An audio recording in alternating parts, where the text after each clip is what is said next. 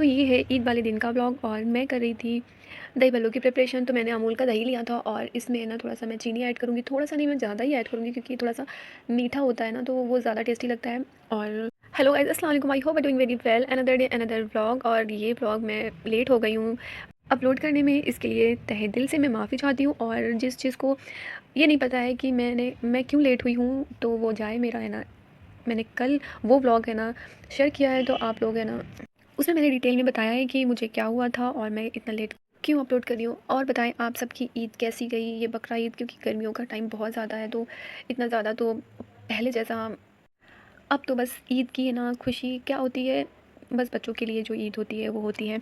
और मैंने ना उस व्लॉग में ये भी बताया है कि मैंने एक दिन पहले कैसे सारी प्रिपरेशन कर ली थी। तो प्लीज़ आप है ना उस व्लॉग को ज़रूर देखें और मेरी वीडियो को शेयर भी क्या करें, लाइक और कमेंट करके मुझे मोटिवेट क्या करें, क्योंकि बहुत मेहनत से मैं आप सब लोगों के लिए वीडियो लेकर आती हूँ।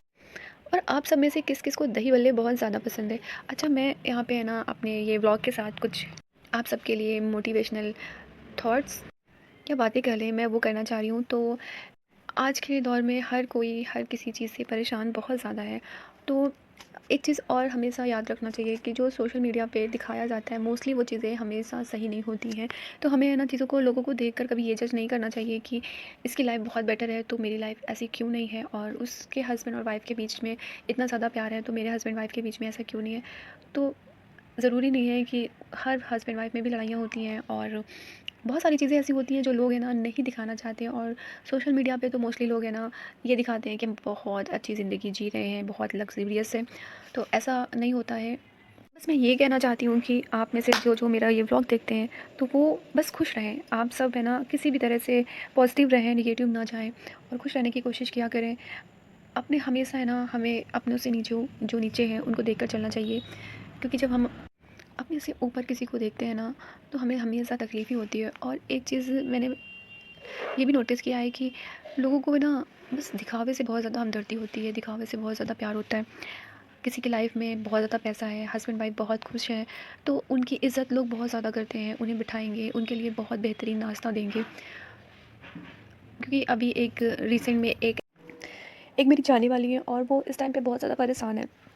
रीज़न बहुत सारे हैं उनकी लाइफ के जो जिस वजह से वो परेशान है, पर उनकी परेशानी का फ़ायदा उनके रिलेटिव, उनके जानने वाले उठा रहे हैं, क्योंकि उन्हें पता है कि इस टाइम पे वो लड़की बहुत ज़्यादा परेशान है अपनी फैमिली और फ्रेंड्स को लेकर। तो वो जहाँ भी जाती है तो उसको लोग इस तरह से उससे बात करते हैं, नेगेटिव कमेंट करते हैं, जिससे वो और हर्ट होती है। और वो जब मेरे घर आई और वो रो रही थी, मुझे इतना हर्ट हुआ, इतना हर्ट हुआ, ऐसा लग रहा था कि काश मेरे पास ऐसा कुछ भी होता जिससे मैं उनकी ना कुछ तो मदद कर पाती। पर मैं इतना भी नहीं मेरे पास है कि मैं उनकी किसी चीज़ में मदद कर सकूं। बस मैं उन दिल से दुआ कर सकती हूँ उनके लिए कि अल्लाह पाक उनकी लाइफ में सब कुछ बेहतर कर दे। और यहाँ पे ये जैनू का है ना ड्रेस है जो उसने पहले पहना था, नहलाया था तो मैंने उसको पहले ये ड्रेस पहना दिया था और फिर उसके बाद मैंने उसको चेंज करा था, क्योंकि गर्म बहुत ज़्यादा हो रही थी और इसकी वजह से है ना कुछ मोटा सा कपड़ा बहुत वो होता। तो इसकी ये ड्रेस मेरी इसकी नानी की तरफ से थी तो मैंने अभी इसको ये ड्रेस पहना दिया था। फिर उसके बाद मैंने उसको चेंज कराया था, फिर थोड़ी बहुत फ़ोटोज़ वगैरह वीडियोज़ वगैरह ली थी और फिर वो बहुत चिड़चिड़ हो रहा था तो फिर मैंने उसको वो चेंज करा कर फिर मैंने यही ड्रेसेस पहना दी थी, जो कि आपको आगे देखने को मिलेगा।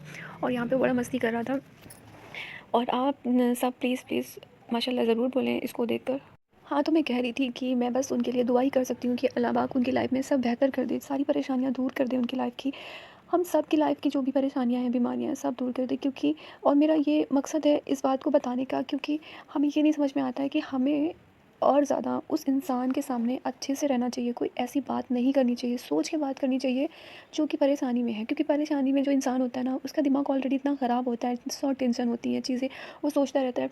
जब हम उसके सामने कुछ ऐसी बात कर देते हैं ना जो हर्ट होने वाली होती है, और भले ही मेरा मकसद नहीं होता है, कभी कभी ऐसा भी होता है कि इंसान का इंटेंशन नहीं होता है गलत, लेकिन बात कुछ ऐसी हो जाती है कि सामने वाले को वो हर्ट हो जाती है, क्योंकि सिचुएशन ऐसी होती है कि उसको है ना कभी अच्छी बुरी बातें हर्ट हो जाती हैं। तो हमें हमेशा है ना सोच के बोलना चाहिए। और जब भी हम है ना अपने से आस-पास किसी को परेशानी में देखें ना तो हमेशा उसकी हेल्प करने का सोचें। जैसे भी आपको हेल्प करना हो, आप पैसे से कर सकते हैं, आप बातों से कर सकते हैं, आप दुआओं से कर सकते हैं, उसे मोटिवेट करके कर सकते हैं। आप जैसे भी उसकी हेल्प कर सकते हैं आप उसकी हेल्प करें, ना कि उसको डिमोटिवेट करें। एक टूटे हुए इंसान को अगर आप और तोड़ेंगे तो वो भले आपके सामने कुछ नहीं बोलेगा, वो लिटरली वो यहाँ पे आके ना इस तरह से फूट-फूट कर रो रही थी कि मुझे उनका रोना देखकर ना मेरा दिल रोने लगा।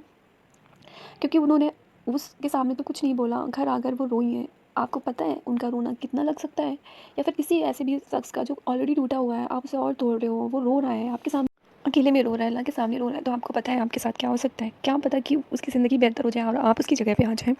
तो हम सबको मिलके कोशिश करना चाहिए कि जो इंसान तकलीफ़ में है, तो अगर हम उसका गम नहीं बाँट सकते हैं, तो कम से कम इतना तो कोशिश करें कि हम उसे गम ना दें, कोई तकलीफ़ ना दें। ख़ैर, आप सबको ये व्लॉग अच्छा लगा होगा, अच्छा लगा है तो करना क्या है, like, share, subscribe my channel और कमेंट करके मुझे ज़रूर मोटिवेट करें। मिलते हैं हम आपसे नए व्लॉग में, तब तक के लिए अपना ढेर सारा ख्याल रखें, दुआ में मुझे और मेरी फैमिली को ज़रूर से ज़रूर याद रखें। जज़ाकल्लाह खैर।